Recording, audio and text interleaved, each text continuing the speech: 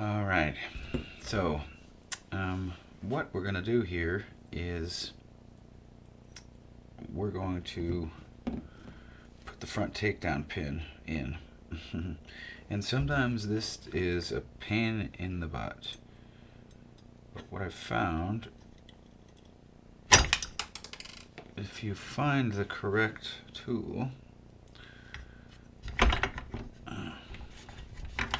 lock your machine down, I guess, first.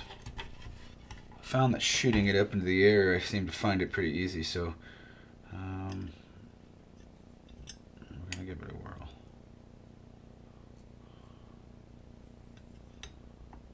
So, get it started. Hold it in there with that. And this is just a little flat tool that I have.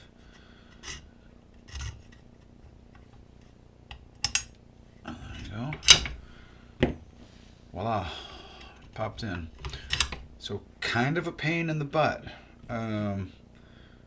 This little tool, I think it's a taxidermy tool, but it's really thin. Sorry, I guess I should look at the camera here. A little taxidermy tool, it's really thin. Yeah, anyway.